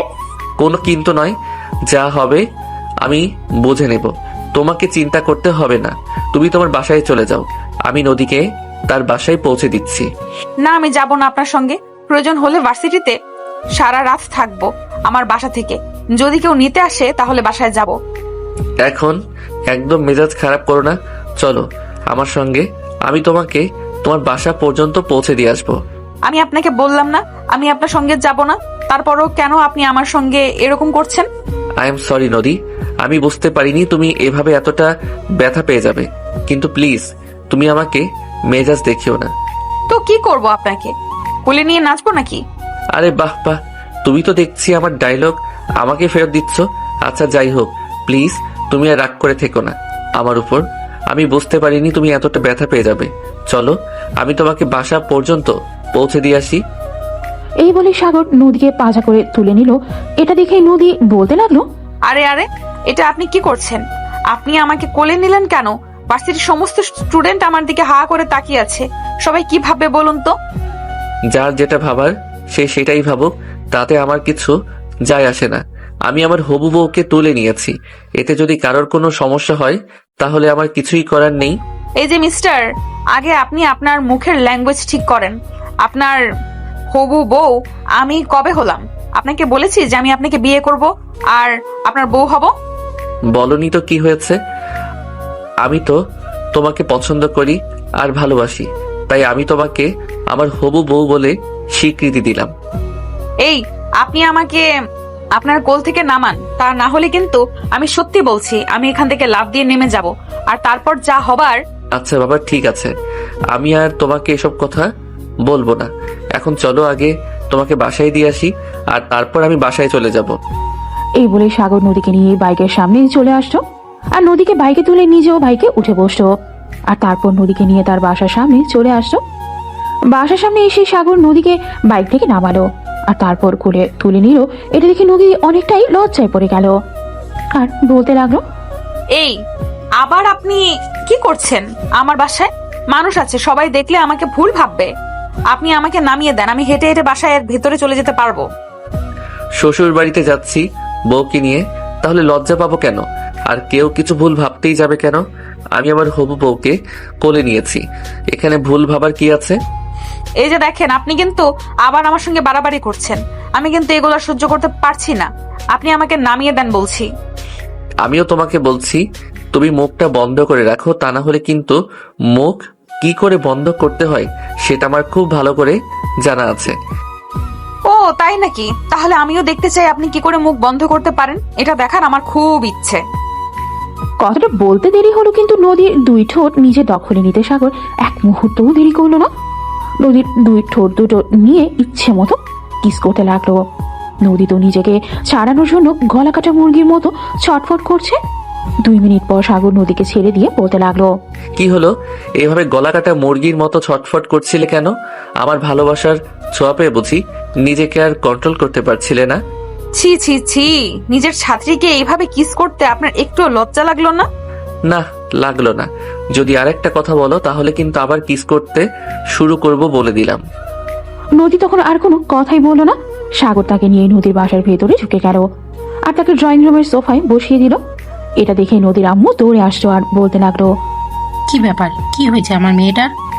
আন্টি, এত উত্তেজিত হওয়ার কিছুই নেই।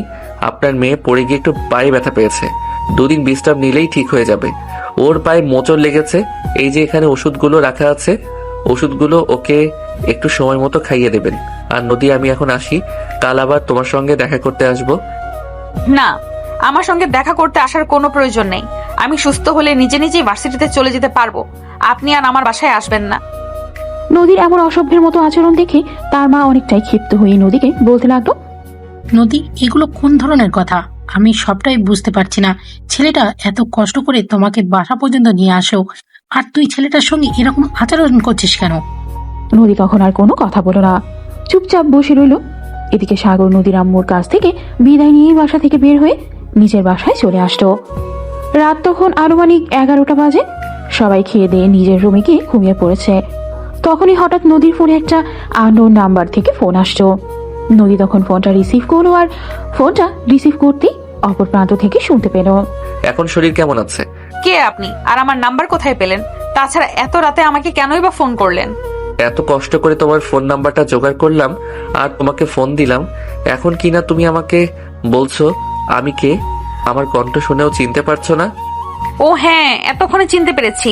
আপনি সাগর স্যার। এবার আপনি আমাকে এটা বলেন যে আপনি আমার নাম্বার কোথায় পেলেন, আর এত রাতে আমাকে কেনই বা ফোন করলেন? তোমার পায়ের ব্যথা কিছুটা কমেছে কিনা সেটা জানার জন্যই তোমাকে ফোন করলাম। হ্যাঁ, পায়ের ব্যথা কমেছে। রাখি তাহলে।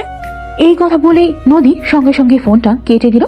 আর এদিকে সাগর তখনই আবারও ফোন করলো আর বলতে লাগলো, আমি এত কষ্ট করে তোমার নাম্বারটা জোগাড় করে তোমাকে ফোন দিলাম, আর তুমি আমার সঙ্গে কোনো কথা না বলেই ফোনটা কেটে দিলে।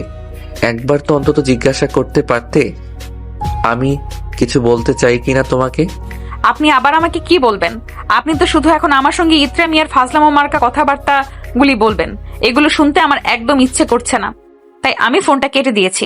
বুঝতে পেরেছেন? নদী প্লিজ এরকম করো না আমার সঙ্গে। আমি তোমায় ভালোবাসি, বোঝার চেষ্টা করো। ভালোবাসা কি গাছের পাতা নাকি যে নাড়া দিলে আমার পড়ে গেল? আপনি আমাকে বললেন আর আমি আপনাকে ভালোবেসে ফেললাম। শুনেন, আপনি আমার টিচার, এটা কখনোই ভুলে যাবেন না, আর নিজের সীমা কখনোই অতিক্রম করবেন না। তাছাড়া এটা আপনি খুব ভালো করেই জানেন, ভার্সিটির প্রত্যেকটা স্টুডেন্ট আপনার উপর ক্ষিপ্ত, আর আমি যদি তাদেরকে একটু লেলিয়ে দেই তাহলে ভার্সিটিতে চাকরি করাটাই আপনার জন্য দুষ্কর হয়ে দাঁড়াবে। আর সেখানে আমাকে প্রেমের প্রস্তাব দেওয়া, এটা তো অনেক দূরের কথা। নদী, আমি প্রফেশনাল লাইফ আর পার্সোনাল লাইফ গুলিয়ে ফেলতে চাই না। তুমি আমার ছাত্রী, সেটা ভার্সিটিতে, কিন্তু ভার্সিটির বাইরে কিন্তু তুমি আমার ছাত্রী না। আর এখন রাত 11টা বাজে, এখন কিন্তু ভার্সিটির টাইম নাই। তাই আমি এখন তোমার সঙ্গে আমার মনের কথা শেয়ার করতেই পারি, এটা আমার ভুল নয়। আমিও ফোনটা কেটে দিতে পারি, অযথা ফালতু পেঁচাল শোনার কোনো ইচ্ছেই আমার নেই। তাই এই কথা বলে নদী সঙ্গে সঙ্গে ফোনটা কেটে দিল আর ফোনটা সুইচ অফ করে রেখে দিল। এরপর সাগর অনেকবার তাকে ফোন দেওয়ার চেষ্টা করলো, কিন্তু ফোন সুইচ অফ দেখায় সাগর আর নদীকে ফোন করতে পারলো না। অবশেষে ক্লান্ত হয়ে ঘুমিয়ে পড়ল।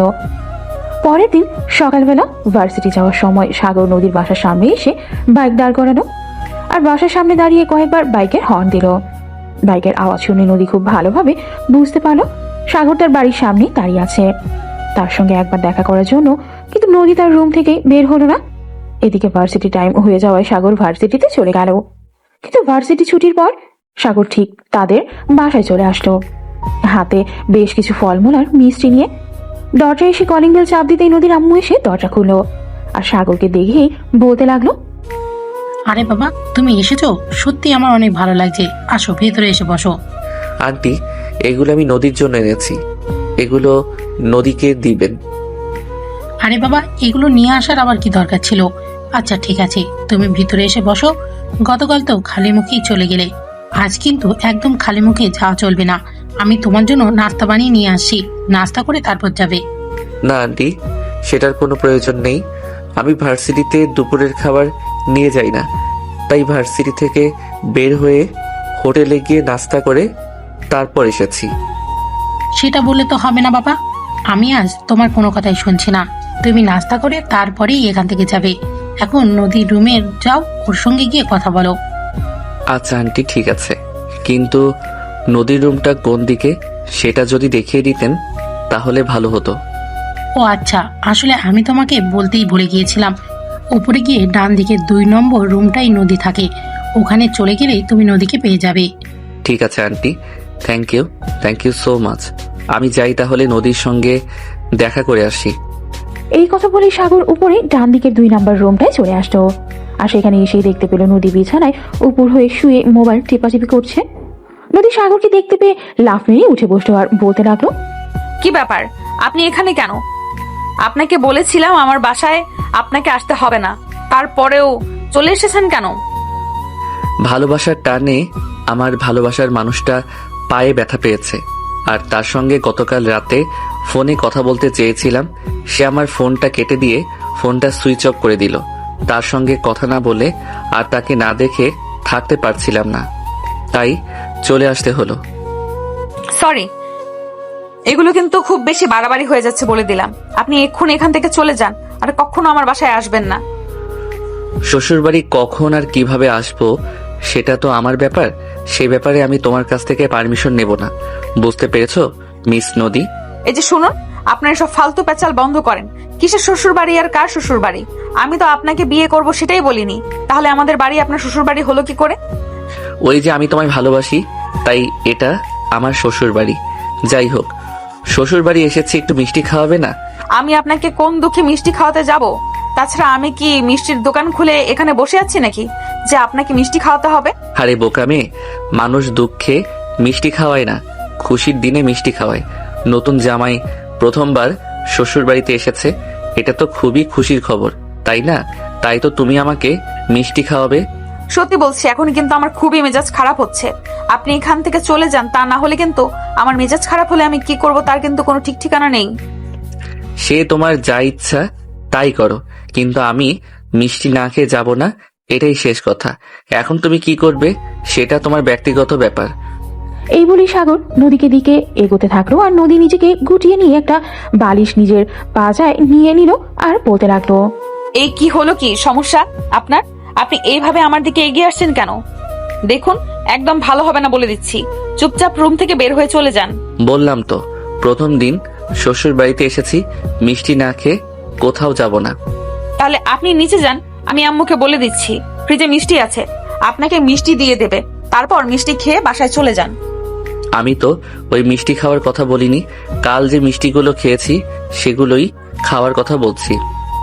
মানে আপনি কি বলতে চাইছেন? আমি তো সেটাই বুঝতে পারছি না। এটাই তো আমি তোমাকে বোঝাতে চাইছি। তুমি পিছিয়ে যাচ্ছ কেন? আমার কাছে এসো, আমি তোমায় বুঝিয়ে দিয়েছি। এই কথা বলে সাগর নদীকে টান দিয়ে নিজের কাছে নিয়ে আসলো আর সঙ্গে সঙ্গে নদীর ঠোঁট দুটো নিজের দখলে নিয়ে নিল আর তারপর ইচ্ছে মতো কিস করতে থাকলো। প্রায় 5 মিনিট পর ছেড়ে দিল। ছাড়া পেয়ে নদী যেন একদম গলা কাটা মুরগির মতো ছটফট করছে। নিঃশ্বাস নিতে না পেয়ে যেন সে একটু হলেও মরেই যেত। নদী ধরফর করতে করতে বলতে লাগলো, এটা কিন্তু একদম বেশি হয়ে যাচ্ছে। আপনি কিন্তু একদম ধৈর্যের সীমা ছাড়িয়ে যাচ্ছেন। এখন কিন্তু আমি আপনার বিরুদ্ধে অ্যাকশন নিতে বাধ্য হব। বিয়ে করবে আমায়? চলো বিয়ে করে ফেলি। আমার না একা একা থাকতে খুব বেশি কষ্ট হয়, তাই ভাবছি তোমাকে বিয়ে করে তোমাকে বউ বানিয়ে আমাদের বাড়িতে নিয়ে যাব আর তারপর তোমাকে নিয়ে থাকবো। এই দেখুন, আপনার এসব ফালতু মার্কা কথাবার্তা বন্ধ করেন। আমার এসব কথা একদম ভালো লাগছে না। এমনিতে শরীরটা ভালো নেই, আর তার উপর আবার আপনার এসব ফালতু মার্কা কথাবার্তা, এগুলো আর সহ্য করা যায় না। আপনি এক্ষুনি এখান থেকে চলে যান বলছি। যাব না। আমি শ্বশুর বাড়ি এসেছি কি চলে যাওয়ার জন্য নাকি? আমি তোমার সঙ্গে সময় কাটানোর জন্য এসেছি। তোমার সঙ্গে সময় কাটাবো আর তারপর যাব এখান থেকে। এই বলে সাগর নদীর ঘরটা খুব সুন্দর করে খুঁটিয়ে খুঁটিয়ে দেখতে লাগলো। তখন নদী বলল, আপনি কি গোয়েন্দা বিভাগ থেকে আমার বাড়িতে গোয়েন্দাগিরি করতে এসেছেন নাকি, যে আমার বাড়িতে প্রত্যেকটা জিনিস আপনি খুঁটিয়ে খুঁটিয়ে দেখছেন? বলেন তো আপনার বিষয়টা কি? তোমার রুমটা অনেক সুন্দর করে সাজানো গোছানো, তাই তো একটু দেখছি। এতে আবার দোষের কি হলো? আপনি কখন যাবেন এখান থেকে বলেন তো শুনি। শাশুড়ি আম্মু আমার জন্য নাস্তা বানাচ্ছে। শাশুড়ি আম্মুর নাস্তা বানানো শেষ হলে শাশুড়ি আম্মু আমাকে ডাক দিবেন আর তখনই নাস্তা খেয়ে তারপরই এখান থেকে চলে যাব, বুঝছো? এই বলে সাগর নদীর রুমের ব্যালকনিতে চলে গেল আর ব্যালকনিতে দাঁড়িয়ে দাঁড়িয়ে আকাশ দেখতে থাকলো। আর তখনই হঠাৎ নিচ থেকে নদীর আম্মু চলে আসলো আর নদীকে বলল, কিরে নদী, সাগর কোথায়? সে কোথায় গেল? ওই যে ব্যালকনিতে দাঁড়িয়ে আছে, দেখতে পাচ্ছেন না নাকি? ব্যালকনিতে কেন দাঁড়িয়ে আছে? আমি তো বললাম তোর রুমে এসে তোর সঙ্গে গল্প করতে। তুই কি ছেলেটাকে কিছু বলেছিস নাকি? আমি কি বলতে যাব? আমার কি কিছু বলতে ঠেকা পড়েছে নাকি? সে নিজে নিজে ব্যালকনিতে গিয়ে দাঁড়িয়ে আছে। আমার কথা বিশ্বাস না হলে তাকে তুমি নিজে গিয়ে জিজ্ঞাসা করে দেখতে পারো। নদীর আম্মু তখন আর কোনো কথা না বলেই সাগরের কাছে চলে গেল আর তারপর তাকে নিয়ে নিচে চলে আসলো। নিচে এসে সাগরকে নিজের হাতে বানানো নাস্তা খেতে দিল। সাগর না তাকে নদীর আম্মুর কাছ থেকে বিদায় নিয়ে বাসায় চলে আসলো। বাসায় এসে সেদিন রাতে সাগর আবার নদীকে ফোন দিল। কি ব্যাপার, কি সমস্যা আপনার? আপনি আবার আমাকে ফোন দিয়েছেন কেন? আপনাকে না বললাম আপনি আমাকে ফোন দেবেন না? আমি আপনার সঙ্গে কথা বলতে চাই না। তোমার ইচ্ছা হয়েছে, তুমি আমাকে বলেছো তুমি আমার সঙ্গে কথা বলবে না, আর আমার ইচ্ছে হয়েছে তোমার সঙ্গে কথা বলবো, তাই আমি তোমাকে ফোন দিয়েছি। আচ্ছা, আপনি কি চান বলেন তো? আপনি কেন এভাবে আমাকে বিরক্ত করছেন? ভালোবাসার মানুষকে কাছে পেতে চাই আর তোমার ভালোবাসা পেতে চাই, ব্যাস এইটুকুই। দেখুন, আমি মানলাম যে আপনি আমাকে ভালোবাসেন, কিন্তু তার মানে কি এই যে আপনি রাত দুপুরে আমায় বিরক্ত করবেন? এখন রাত 11টা বাজে, এখন ঘুমানোর সময়, আমি ঘুমাচ্ছিলাম। আপনি কেন আমাকে এভাবে বিরক্ত করছেন? কি সমস্যা আপনার? আরে বাবা, তুমি বারবার আমাকে আমার সমস্যার কথা কেন? আমি তো বললাম আমি তোমায় ভালোবাসি আর এটাই আমার সমস্যা, এছাড়া আমার অন্য কোনো সমস্যা নেই। সাগরের এইসব কথা শুনে নদীর মেজাজ অনেকটাই খারাপ হয়ে গেল। তাই নদী আর এক মুহূর্ত দেরি না করে ফোনটা কেটে দিয়ে ফোনটা সুইচ অফ করে ঘুমিয়ে পড়লো। আর এরপরে কেটে গেল আরো 2 দিন। আজ নদী মোটামুটি সুস্থ, তাই ভার্সিটি যাবে বলে রেডি হয়েছে। তখনই বাড়ির বাইরে মোটরসাইকেলের হর্নের আওয়াজ শুনতে পেল। বুঝতে বাকি রইল না সাগর তার বাড়ির সামনে দাঁড়িয়ে আছে। তাই নদী নিজের রুমে চুপ করে বসে রইল। তখনই তার আম্মু তার রুমে আসলো আর বলল, কি ব্যাপার, তুই এভাবে রেডি হয়ে এখানে বসে আছিস কেন? ভার্সিটির টাইম হয়ে গেছে। ভার্সিটি যদি যাওয়ার থাকে তাহলে চলে যাবি, আর তা না হলে ড্রেস খুলে বিশ্রাম নিবি। আমি তো ভার্সিটিতে যেতে চাই, কিন্তু বাসার সামনে এক উগান্ডারের বংশধর বসে আছে, তার জন্যই তো আমি বাসা থেকে বের হচ্ছি না। দেখ নদী, তুই কিন্তু ইদানিং বড্ড বেয়াদব হয়ে গেছিস। এত ভদ্র একটা ছেলে, আর সে কিনা তোর ভার্সিটির টিচার, তাকে তুই বলিস এইগুলো? বলতে তোর লজ্জা করে না? আজ আসুক তোর বাবা বাড়িতে, আমি তোর বাবাকে সব বলবো। দেখুন আম্মু, আমি এখন যথেষ্ট বড় হয়েছি, আর কাকে কিভাবে সম্মান জানাতে হয় সেটা আমি খুব ভালো করে জানি। তাই তুমি আব্বুর কাছে যা ইচ্ছে তাই বলো, তাতে আমার কিছু যায় আসে না। তুই এখন কলেজে যাবি কিনা যাবি না আমি সেটা জানতে চাইছি না। আর একটা কথা তোকে শেষবারের মতো বলে দিচ্ছি, সাগরের সঙ্গে কিন্তু আর অসভ্যের মতো আচরণ করবি না, তাহলে কিন্তু আমার চাইতে খারাপ কেউ হবে না। আচ্ছা আম্মু, তুমি আমাকে একটা কথা বলো, এই ছেলে কি তোমাকে পানি পড়া খাওয়াইছে নাকি, যে তুমি এই ছেলের হয়ে আমার সঙ্গে কথা বলছো? আর একটা বাজে কথা বললে এখন তোকে ধরে আমি পেটাবো, এটাই শেষ কথা। নদী তখন আর কোনো কথা না বলেই চুপচাপ রুম থেকে বের হয়ে ভার্সিটি যাওয়ার জন্য বাসা থেকে বের হলো। আর সাগর তাকে দেখতে পেয়ে তার সামনে সেই বাইকটা দাঁড় করানো আর বলতে লাগলো, বাইকে ওঠো, তুমি আমার সঙ্গে ভার্সিটি যাবে। নদী তখন আর কোনো পরোয়া না করে পাশ দিয়ে যাওয়া রিক্সাটাকে ডেকে দাঁড় করালো আর সঙ্গে সঙ্গে রিক্সায় উঠে গেল। আর এইদিকে সাগরও কম যায় না, আর তখনই সে বাইকটা নিয়েই রিক্সার সামনে দাঁড়িয়ে গেল আর নদীকে টান দিয়েই রিক্সা থেকে নামিয়ে নিল। নদী তখন রেগে গিয়ে বলতে লাগলো, এগুলো কি শুরু করেছেন আপনি? আপনি কি ভুলে গেছেন আপনি একটা ভার্সিটির টিচার, আর তারপর এইসব করা কি আপনার জন্য শোভা পায়? হ্যাঁ, আমিও তোমাকে সেটাই বলতে চাইছিলাম। তুমি আমার স্টুডেন্ট, আর স্টুডেন্ট হয়ে কি টিচারের সঙ্গে এরকম আচরণ করা তোমার শোভা পায়? আপনি আমার হাতটা ধরেন, এটা রাস্তা, আর সবাই আমাদের দিকে হা করে তাকিয়ে আছে। তো আমি কি করব? তোমাকে তো বললাম তুমি আমার সঙ্গে বাইকে ওঠো, কিন্তু তুমি তো আমার কোনো কথাই শুনলে না। উল্টে আমার কথা না শুনে তুমি রিক্সায় উঠে গেছো। এটা তো আর আমি সহ্য করতে পারি না। চলো, এখন তুমি আমার সঙ্গে বাইকে যাবে, আর একটাও কোনো কথা বলবে না, তাহলে কিন্তু আমার মেজাজ খারাপ হয়ে যাবে। আর আমার মেজাজ খারাপ হলে কিন্তু আমি তোমার সঙ্গে এমন কিছু করব যেটা তুমি কল্পনাও করতে পারবে না। নদী তখন কোনো উপায়ন্তর না পেয়ে সাগরের সঙ্গে বাইকে উঠে বসলো আর ভার্সিটিতে চলে আসলো। এতদিন পর নদী ভার্সিটিতে এসেছে দেখে তার বন্ধু বান্ধবীরা সবাই দৌড়ে এসে তাকে বলল, কি ব্যাপার দোস্ত, এতদিন পর ভার্সিটিতে আসলি? কি হয়েছিল তোর? তুই এতদিন ভার্সিটিতে আসিসনি কেন? ওই যে সেদিন পড়ে গিয়ে পায়ে ব্যথা পেলাম, তাই তো আর ভার্সিটিতে আসতে পারিনি। যাই হোক, বাদ দে সেসব কথা। এখন বল, তোরা কেমন আছিস? এই তো দোস্ত, ভালোই আছি। আচ্ছা দোস্ত, একটা কথা বল, স্যারের সঙ্গে আসলে তোর বিষয়টা কি? দেখ, এতদিন পর ভার্সিটিতে এসেছি, এখন এসব ফালতু মার্কা কথাবার্তা বলে আমার মেজাজ একদম খারাপ করিস না। আরে ভাই, আমরা কেন তোর মেজাজ খারাপ করতে যাব? তুই স্যারের সঙ্গে বাইকে করে ভার্সিটিতে এসেছিস, এর পেছনে নিশ্চয়ই কোনো কারণ আছে। এই কারণটাই তো আমরা জানতে চাইছি, আর এটা জানতে চেয়ে নিশ্চয়ই আমরা বিশাল বড় কোনো ভুল করে ফেলিনি। সাগর বাইক পার্কিং করতে করতে এই কথাগুলো শুনছিল, তাই সে তাদের উত্তর দিতে চলে আসলো আর বলতে লাগলো, দাঁড়াও, আমি তোমাদের কনফিউশন দূর করে দিচ্ছি। আমি তোমাদেরকে বলছি আসলে বিষয়টা কি। আমি নদীকে ভালোবাসি। সাগরের মুখ থেকে এই কথা শুনতে পেয়ে উপস্থিত সবাই একদম অবাক হয়ে গেল।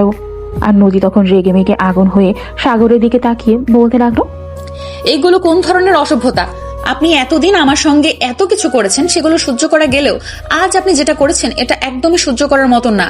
আমি আজকে প্রিন্সিপাল স্যারের কাছে আপনার নামে বিচার দেব, এবং আপনাকে এই ভার্সিটি থেকে বের করেই ছাড়বো। আরে দোস্ত, এভাবে কেন বলছিস? তার তো একদম ঠিক কথাই বলেছে। আমরা তো অনেক দিন ধরে এটাই লক্ষ্য করছিলাম যে স্যার তোকে ভালোবাসে, কিন্তু তুই তো আমাদের কিছুই বললি না। আজ তো স্যারের কাছ থেকে সত্য কথাটা জানতে পারলাম। দেখ, তোরা সবাই মিলে আমার মাথাটা খারাপ করিস না। এমনিতেই মেজাজ খারাপ হয়ে আছে, এরপর আবার এইসব কথা বলিস না। বলছি, আমার মেজাজ খুব খারাপ হচ্ছে। সত্য কথা বলে যদি মেজাজ খারাপ হয় তাহলে তো আর তোকে কিছুই বলার নেই। যাই হোক, বাদ দে। এখন বল, তোর শরীর কেমন আছে? ভালো। ক্লাসে চল, এখানে দাঁড়িয়ে ফালতু প্যাচাল করতে আমার একদম ভালো লাগছে না। ক্লাসে গিয়ে তারপর তোদের সঙ্গে কথা বলবো। এই কথা বলে নদী তার বন্ধুদেরকে নিয়ে ক্লাসরুমে চলে আসে। আর এদিকে কিছুক্ষণ পর সাগর নদীদের ক্লাসরুমে আসে। তারপর সাগর ক্লাস করাতেই শুরু করে। একে একে সবাইকে সাগর পড়া ধরছিল, আর সবশেষে নদীর পালা আসতো। সাগর নদীকে পড়া জিজ্ঞেস করলো, কিন্তু নদী কোনো উত্তর দিল না, চুপচাপ বসে রইল। তাই সাগর নদীকে বলল, কি ব্যাপার নদী, আমি তোমাকে পড়া জিজ্ঞাসা করেছি, তুমি আমাকে পড়া বলছো না কেন? আমি পড়া শিখে আসিনি, তাই পড়া বলতে পারবো না। তুমি পড়া শিখে আসনি ভালো কথা, কিন্তু তাই বলে তুমি সেটা দাঁড়িয়ে বলতে পারতে যে স্যার আমি পড়া শিখে আসিনি। এভাবে বেয়াদবের মতো বসে আছো কেন? আমি এতদিন আপনার সঙ্গে ভদ্র আচরণ করেছি, আর ভদ্র আচরণ করে আপনার কাছ থেকে কোনোভাবেই ভদ্রতা পাইনি। তাই এখন থেকে ঠিক করেছি আপনার সঙ্গে আর ভদ্র আচরণ করব না। আপনি যেরকম ঠিক আপনার সঙ্গে ঠিক সেরকম আচরণই করব। নদী, তোমার কি একবারও মনে হচ্ছে না তুমি একটু বেশি করে ফেলেছো? যেটা করা তোমার উচিত হচ্ছে না। না, একদমই নয়। আপনার সঙ্গে যেরকম আচরণ করবে আমি তার সঙ্গে ঠিক সেইভাবেই আচরণ করব। এর চাইতে ভালো আচরণ আমি করতে পারবো না, আর সেটা আমার হাদিসেও লেখা নেই। ঠিক আছে, তোমাকে পড়া বলতে হবে না, আর আমার ক্লাসেও আসতে হবে না। তুমি যদি আমার পড়া না শিখে পরীক্ষায় পাশ করতে পারো তাহলে তো আমার তো কোনো সমস্যা নেই। বরঞ্চ আমার লাভ এটা যে আমার একটা স্টুডেন্ট কম পড়াতে হলো। হ্যাঁ, সেটাই। আপনি আপনার লাভ নিয়ে বসে থাকেন। আপনার লাভ লসের চিন্তা আমি এখানে করতে আসিনি। বুঝতে পেরেছেন? নদী তখন আর কোনো কথাই বলল না, চুপচাপ বসে রইল। আর এদিকে সাগর ক্লাস করানো শেষ করে ক্লাস থেকে বের হয়ে চলে গেল। এভাবে দেখতে দেখতে ভার্সিটি ছুটির সময় হয়ে আসলো, আর নদী ভার্সিটি রেখে বের হয়ে সোজা একটা রিক্সা নিয়ে বাসায় চলে গেল। এদিকে সাগরের অফিসের কাজ শেষ করতে একটু দেরি হয়ে যায়, তাই সে অফিসের কাজ শেষ করে নদীকে খুঁজতে থাকে, কিন্তু পুরো ক্যাম্পাস খুঁজেও কোথাও নদীকে খুঁজে পাওয়া যায় না। তখনই দেখা হয় নদীর বান্ধবী ছোঁয়ার সাথে। ছোঁয়া, নদী কোথায়? নদীকে কোথাও দেখতে পাচ্ছি না কেন? স্যার, নদী তো অনেকক্ষণ আগেই রিকশায় করে বাসায় চলে গেছে। কেন, আপনি কি দেখতে পাননি নাকি? না, আমি তো অফিসের সময় একটু কাজ করছিলাম, সেখানেই ছিলাম। নদী কখন চলে গেছে দেখতে পাইনি। অফিস রুম থেকে বের হয়ে অনেকক্ষণ খুঁজেছি, কিন্তু তাকে কোথাও দেখতে পাইনি। অনেকক্ষণ আগেই চলে গেছে। আমি তাহলে আসি স্যার। এই কথা বলে ছোঁয়া স্যারের কাছ থেকে বিদায় নিয়ে সেখান থেকে চলে গেল। এদিকে সাগর আর কোনো উপায় অন্তর দেখে না পেয়ে বাসায় চলে আসলো, আর বাসায় এসে সঙ্গে সঙ্গে নদীকে ফোন দিল। কি হলো? আপনি আমাকে ফোন করেছেন কেন? তার আগে তুমি আমায় এটা বলো যে তুমি এত বড় দুঃসাহস কোথায় পেলে? আমাকে কোনো কিছু না বলেই ভার্সিটি থেকে বাসায় চলে গেলে। আমি কি করব না সেটা তো একান্তই আমার ব্যক্তিগত ব্যাপার। আপনি কেন আমার ব্যাপারে আপনাকে কৈফিয়ত দিতে যাব? তার মানে তুমি নিজের ইচ্ছায় আমার কাছে কখনোই পেতে দেবে না, এটাই ঠিক করেছো? আচ্ছা ঠিক আছে, সমস্যা নেই। যাতে তুমি আমার কাছে কৈফিয়ত দিতে বাধ্য হও আমি সেই ব্যবস্থাই করব। ও তাই নাকি? আচ্ছা ঠিক আছে, তাহলে আমিও দেখতে চাই আপনি কি ব্যবস্থা করেন। আমিও সেই ব্যবস্থা দেখার অপেক্ষাতেই আছি। সাগর তখন আর কোনো কথা না বলে চুপচাপ ফোনটা কেটে দিল, আর সঙ্গে সঙ্গেই তার আম্মু রুমে চলে গেল। আর তার আম্মু যখন বিছানায় বসে বসে পান চিবোচ্ছিলেন, সাগরকে দেখতে পেয়ে তিনি বললেন, কি ব্যাপার, কি হয়েছে? তুই এই অসময়ে আমার ঘরে কেন? আম্মু, আসলে আমি তোমার সঙ্গে একটা ব্যাপারে কথা বলতে চাই, খুব জরুরি। হ্যাঁ বল, কি বলবি? আর কি এমন জরুরি কথা, সেটাই তো আমি বুঝতে পারছি না। আম্মু, তোমাকে আসলে আমি একটা কথা বলতে চাই। কথাটা হলো যে আমি একজনকে ভালোবাসি আর তাকে বিয়ে করতে চাই। হ্যাঁ, এটা তো খুবই ভালো কথা যে তুই একজনকে ভালোবাসিস আর তাকে বিয়ে করতে চাস। এতে এত আমতা করার কি আছে? এটা তো আমার সঙ্গে সরাসরি বললেই হতো। এত ঘুরিয়ে পেঁচিয়ে বলার কি আছে? না মানে আম্মু, এখানে সমস্যা হলো এটাই যে আমি যে মেয়েটাকে ভালোবাসি সেই মেয়েটা আমারই ভার্সিটির স্টুডেন্ট, কিন্তু মেয়েটা আমাকে পছন্দ করে না। কিন্তু আমার মনে হয় তার ফ্যামিলির মানুষজন আমাকে পছন্দ করে, কারণ আমি তার বাড়িতে গিয়েছিলাম। তার আম্মু আমাকে অনেক যত্ন করেছে, নিজের হাতে আমার জন্য নাস্তা বানিয়ে খাইয়েছে। তাই আমার মনে হয় তার ফ্যামিলির মানুষজন আমাকে পছন্দ করে। কথাটা বলতে বলতেই সাগরের ছোট বোন তিশা এসে সেখানে উপস্থিত হলো, আর বলতে লাগলো, হ্যাঁ ভাইয়া, তুই একদম ঠিক কথাই বলেছিস। নদী আপুদের বাড়ি থেকে বাড়ির মানুষ তোকে অনেক পছন্দ করে। আমি তোকে না জানিয়ে ওদের বাড়িতে একবার গিয়েছিলাম। সেদিন নদী আপু বাড়িতে ছিল না, আর আমি নদী আপুর আম্মুর সঙ্গে কথা বলেছিলাম। উনি বলেছেন উনি যদি তোকে মেয়ের জামাই হিসেবে পায় তাহলে উনি নাকি নিজের জীবনটাকে ধন্য হয়ে যাবে। তাই আমি ওনাদের সঙ্গে কথা বলেই বুঝতে পারছি ওনারাও তোকে খুব পছন্দ করে। তাহলে তো হয়েই গেল। তাহলে আর সমস্যা কি? তাহলে আমি 2-1 দিনের ভেতরেই নদীদের বাড়িতে যাব আর তার আব্বু আম্মুর সঙ্গে কথা বলে বিয়ের ডেট ফাইনাল করে নেব। আচ্ছা আম্মু, ঠিক আছে, কোনো সমস্যা নেই। তুমি যত তাড়াতাড়ি সম্ভব নদীর আব্বু আম্মুর সঙ্গে কথা বলে, কারণ আমি নদীকে আর বেশি দিন দূরে রাখতে চাই না।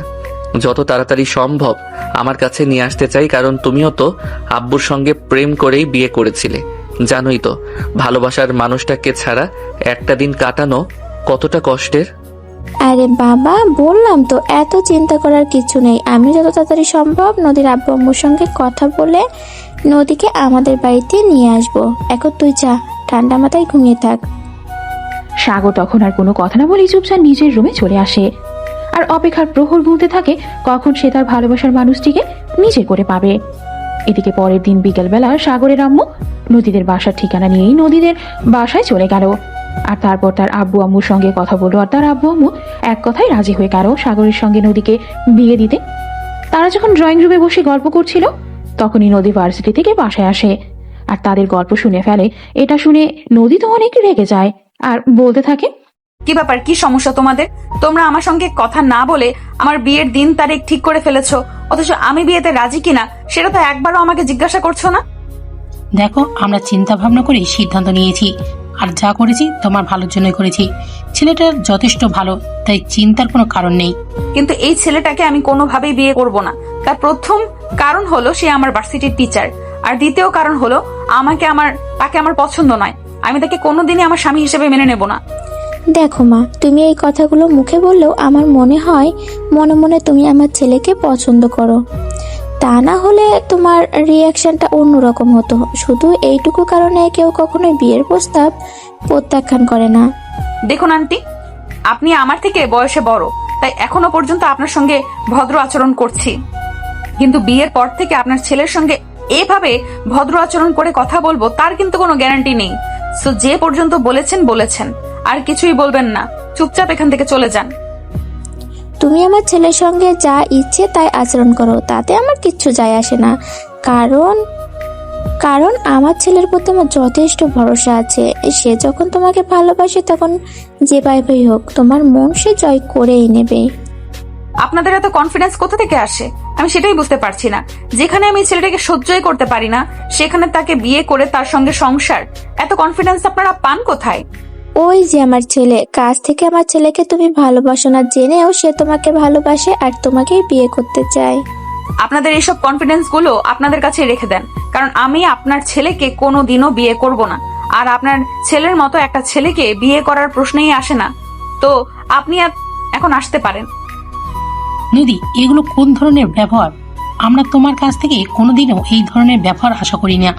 সাগর ছেলেটাকে আমি খুব কাছ থেকে দেখেছি, সে কখনোই তোমার বলা কথাগুলোর সঙ্গে মিলবে না। যথেষ্ট ভদ্র এবং ভালো একটা ছেলে, তাই আমরা তোমাকে সাগরের সঙ্গে দিয়ে দেব, তাতে তোমার ইচ্ছে থাকুক বা না থাকুক। মানে তোমরা কি বলতে চাইছো? আমি তো সেটাই বুঝতে পারছি না। আমি একটা ছেলেকে পছন্দ করি না, তাকে বিয়ে করতে চাই না, তারপরেও তোমরা আমাকে জোর করে তার সঙ্গে বিয়ে দিতে চাইছো। এটা কিন্তু একদম ঠিক হচ্ছে না। আমরা তোমার চাইতে বয়সে বড়, আর আমরা তোমার বাবা মা, তাই ঠিক ভুলের বিচার কিন্তু তোমার কাছ থেকে শিখতে হবে না। বুঝতে পেরেছো? কোনটা ঠিক কোনটা ভুল সেটা আমরা খুব ভালোভাবেই জানি, তাই আমাদেরকে এই ব্যাপারে কোনো ইন্ডাকশন না দিলেও চলবে। তার মানে কি তোমরা আমার কোনো কথাই শুনবে না, তাই না? আর তোমরা আমাকে জোর করে এই ছেলেটার সঙ্গে আমার বিয়ে দেবে, যাকে আমি পছন্দই করতে পারি না। হ্যাঁ, তুমি একদম ঠিক ধরতে পেরেছো। আমরা সাগরের সঙ্গেই তোমার বিয়ে দিব। এটা তোমার ইচ্ছে থাকুক আর না থাকুক, তাতে আমাদের কিছু যায় আসে না, কারণ সুপাত্র বরাবর ফিরে আসে না। আর সাগর ছেলেটা যথেষ্ট ভালো এবং ভদ্র, তাছাড়া সবচেয়ে বড় কথা সে তোমার টিচার, তাই তোমার তাকে বিয়ে করতে হবে। নদী তখন কোনো কথা না বলেই রাগে ফুসফুস করতে করতে সেখান থেকে চলে গেল। আর এদিকে নদীর বাবা মা সাগরের আম্মুকে বিয়ের ডেট ফাইনাল করতে বললেন, তাই সাগরের আম্মু আর দেরি না করে আগামী সপ্তাহে বিয়ের ডেট ফাইনাল করলেন এবং মিষ্টিমুখ করে তাদের বাড়ি থেকে চলে গেলেন। অপরদিকে ভার্সিটি থেকে এসে সাগর ড্রয়িং রুমে বসেই অপেক্ষা করছিল কখন তার আম্মু বাসায় ফিরবে আর কখন গুড নিউজটা তাকে দেবে। এদিকে তার সঙ্গে তার ছোট বোন সেখানে যোগ দিয়েছে আর অনেকক্ষণ ধরেই দুজনে বসে বসে অপেক্ষা করছে কখন তাদের আম্মু বাসায় ফিরবে আর তাদেরকে খুশির খবরটা দিবে। দেখতে দেখতেই কলিং বেলের শব্দ শোনা গেল। সাগরের ছোট বোন তিশা দৌড়ে গিয়ে দরজাটা খুলে দিল। তিশা দরজা খুলেই তার আম্মুকে দেখে বলতে লাগলো, কি হলো আম্মু? নদিয়াপুর আব্বু আম্মু ভাইয়ার সঙ্গে নদিয়াপুর বিয়ে দিতে রাজি হয়েছে তো? হ্যাঁ, অবশ্যই। রাজি না হয়ে উপায় আছে নাকি? আমার ছেলের মতো একটা ছেলে পাওয়া তো ভাগ্যের ব্যাপার। হাজারে একটা হবে কিনা তাও তো সন্দেহ আছে। তাই আমার ছেলের সঙ্গে মেয়ের বিয়ে দেবে না এমন ফ্যামিলি খুঁজে পাবে না। আমার ছেলে দেখতে যেমন সব দিক থেকে তেমনই পারফেক্ট। তাই আমার ছেলের জন্য কোথাও সম্বন্ধ নিয়ে যাব, আর সেখান থেকে কখনোই আমাকে ফিরে আসতে হবে না। আলহামদুলিল্লাহ, সুখবর। আলহামদুলিল্লাহ, আল্লাহর কাছে অশেষ শুকরিয়া আদায় করছি যে আল্লাহ পাক অবশেষে আমার মনের আশাটা পূরণ করতে চলেছেন। যাই হোক, অবশেষে তো আমি আমার ভালোবাসার মানুষটিকে পেতে চলেছি। জানো, নদীকে যেদিন আমি প্রথম দেখেছিলাম সেদিনই আমার ভালো লেগেছিল, কিন্তু সে আমার ছাত্রী। তাকে কিভাবে আমি আমার মনের কথাটা বলবো সেটাই বুঝতে পারছিলাম না। যাই হোক, অবশেষে কোনো রকমে আমার মনের কথাটা তাকে বলতে পারলেও সে আমার প্রস্তাবে রাজি হয়নি। কিন্তু আজ যখন তুমি তার বাবা মায়ের কাছে আমার জন্য বিয়ের প্রস্তাব নিয়ে গেছো, তখন তার বাবা মা রাজি হয়ে গেছে। আজ যে আমার কি খুশি লাগছে সেটা বলে বোঝাতে পারবো না। হ্যাঁ, একদমই তাই। আমারও অনেক খুশি লাগছে। আমার একমাত্র ভাইয়ের বিয়ে বলে কথা, অনেক আনন্দ করব। আর হ্যাঁ ভাইয়া, তোকে কিন্তু আমি একদম বলে দিচ্ছি, নদিয়া আপু তো বিয়েতে রাজি নয়। সে বিয়ের শপিং করতে যাবে না, তাই তোদের বিয়ের সমস্ত শপিং আমি আমার পছন্দ মতনই করব। তুই কিন্তু কোনো কথা বলতে পারবি না। আরে পাগলি মেয়ে, তুই আমার 10টা না 5টা না, একটা মাত্র আদরের বোন। আমার বিয়েতে যত আনন্দ সব তুই করবি। তোকে কি কখনো আমি কোনো কাজে না করেছি? আর কখনো না, করবও না। বুঝতে পেরেছিস? তোর যা ইচ্ছে তুই তাই কর। টাকা পয়সা সব কিছু তো আম্মুর কাছেই রয়েছে। তুই তোর ইচ্ছে মতো শপিং কর, আমি তোকে কোনো বাধা দেব না। থ্যাংক ইউ ভাইয়া, থ্যাংক ইউ সো মাচ। সত্যি নদিয়াপুর কপালটা অনেক ভালো, তোর মতন ছেলেকে নিজের স্বামী হিসেবে পাচ্ছে। ও তাই নাকি? তাহলে তোর উনিটা কেমন? ধুর ভাইয়া, তুইও না, তোর মুখে কিছু আটকায় না। যখন মুখে যেটা আসে সেটাই বলে দিস। আচ্ছা ঠিক আছে, এখন সবাই রুমে গিয়ে বিশ্রাম নাও, আর আমি রাতের খাবার তৈরি করি। তারপর তিশা উনিটা কেউ দেখে নেওয়া যাবে। আর যদি পছন্দ হয় তাহলে কিন্তু সেদিনই বিয়ে। কথাটা শুনে তিশা একটু লজ্জা পেয়ে দৌড়ে নিজের রুমে চলে গেল। আর এদিকে সাগরও হাসতে হাসতেই নিজের রুমে চলে আসলো, আর তার আম্মু রান্নাঘরে রান্না করতে চলে গেলেন। দেখতে দেখতে বিয়ের কেনাকাটার সমস্ত আয়োজন কমপ্লিট হয়ে গেল। আজ নদী আর সাগরের বিয়ে, তাই সাগর সকালবেলা ঘুম থেকে উঠেই নদীকে ফোন দেয়। হ্যালো মাই ডিয়ার সুইট বউ, কেমন আছো তুমি? কেমন আছি এটা তো আপনি ভালো করেই জানেন। আপনি জানেন আমি আপনাকে পছন্দ করি না, তারপরও আপনি আমার বাবা মাকে যা তা বুঝিয়ে আপনার সঙ্গে আমাকে বিয়েতে রাজি করিয়েছেন। কেন করেছেন এরকমটা বলেন তো শুনি। ওই যে বললাম না, তোমায় ভালোবাসি, আর আমার মনে হয় তুমিও আমাকে ভালোবাসো। কিন্তু বাংলায় একটা প্রবাদ আছে, মেয়েদের বুক ফাটলেও মুখ ফোটে না। হয়তো তোমার সঙ্গেও সেটাই হচ্ছে। তুমি মনে মনে আমাকে অনেক ভালোবাসো, কিন্তু সেটা মুখ ফুটে বলতে পারছো না। একদমই নয়, প্লিজ। আমি আপনাকে রিকোয়েস্ট করে বলছি এই বিয়েটা বন্ধ করুন। আমি আপনাকে বিয়ে করতে চাই না। আপনাকে বিয়ে করার কোনো ইচ্ছে আমার নেই। প্লিজ আপনি বিয়েটা বন্ধ করে ফেলুন। একদম না। তুমি আমাকে ভালো নাই বাসতে পারো, আমি তো তোমাকে ভালোবাসি। তাছাড়া বিয়ের দিন তারিখ সব ঠিক হয়ে গেছে। আর আজকে আমাদের বিয়ে, তো এখন তো আর হুট করে বিয়ে বন্ধ করা যাবে না। আমি তো একটু পরই বর সেজে তোমাকে নিতে আসছি। আমি বললাম না আমি আপনাকে বিয়ে করব না, আর আপনার সঙ্গে যাবও না। তারপরও আপনি এগুলো কেন করছেন? তুমি আমার সঙ্গে আসতে নাই যাইতে পারো, কিন্তু আমি তোমাকে জোর করে আমার সঙ্গে আমাদের বাড়িতে নিয়ে আসবো। বুঝতে পেরেছো? আমি তোমার কোনো কথাই শুনবো না, আর কোনো কথা শোনার ইচ্ছেও আমার নেই। রাখছি এখন, তাড়াতাড়ি তৈরি হয়ে থাকো, আমি একটু পরেই আসছি। কিন্তু এই বলে সাগর নদীকে আর কোনো কথা বলার সুযোগ না দিয়েই ফোনটা কেটে দিল। আর তখনই তার ছোট বোন তিশা সেখানে এসে উপস্থিত হলো, আর তাকে বলতে লাগলো, কি রে, বউকে কাছে পাওয়ার জন্য বুঝি তর্স হইছে না? একটু পরেই তো যাবি শ্বশুর বাড়ি, আর এখন বউকে ফোন দিয়ে বউয়ের কণ্ঠ শুনতে হলো? এই শোন, তুই সারাদিন কি করিস না করিস সবকিছুই না আমি জানি। সারাদিনে একবার তো কান থেকে ফোনটা নামাস না। সারাদিন শুধু তোর বয়ফ্রেন্ডের সঙ্গে কথা বলতেই থাকিস, তাহলে আমি আমার বউয়ের সঙ্গে কথা বললে সমস্যা কোথায়? তাকে তো আমি একটু পরে বিয়ে করে আমাদের বাড়িতে নিয়ে আসবো। কারণ আমাদের বিয়েটা এখন হচ্ছে না, হয়তো আরো বছর খানেক সময় লাগবে, তাই আমি তাকে সময় দেই। কিন্তু তুই তো একটু পরেই তোর শ্বশুর বাড়ি যাবি, তাহলে তোর বউর সঙ্গে এত কথা বলার কি আছে? সোনা, আমি না তোর কাছে কোনো কৈফিয়ত দেব না। আমার ইচ্ছে হয়েছে, আমি কথা বলেছি, এখন নিচে চল, সবাই হয়তো অপেক্ষা করছে। এই বলে সাগর তিশাকে হাত ধরে টানতে টানতে নিচে নিয়ে চলে আসতো। আর এদিকে বাড়িতে আসা সব মেহমান তাদের জন্যই অপেক্ষা করছিল। তারা আসা মাত্রই বরযাত্রী নিয়ে সবাই নদীদের বাড়ির উদ্দেশ্যে রওনা দিল। অপরদিকে নদী গাল ফুলিয়ে রুমে বসে আছে, সে কোনোভাবেই শাড়ি পরবে না আর তৈরিও হবে না। তার আম্মু যে কখন থেকে তাকে বোঝাচ্ছে, কিন্তু সে কারোর কোনো কথাই শুনছে না। সে কোনোভাবেই এই বিয়ে করবে না। তাই তখনই সেখানে তার আব্বু আসলো আর বলতে লাগলো, দেখো নদী, আমি তোমার বাবা, আমি সাগরের আম্মুকে কথা দিয়েছি ওনার ছেলের সঙ্গে তোমাকে বিয়ে দিব। আমি সেই কথার বরখলাপ করতে পারি না, তাই তুমি সাগরকে বিয়ে করবে।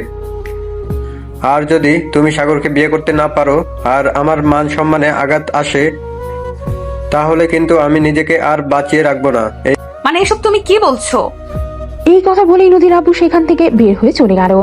এদিকে নদী কোনো রকমেই নিজেকে তৈরি করে নিল, কারণ এই মুহূর্তে তার তৈরি হয়ে নেওয়া ছাড়া আর কোনো উপায় নেই।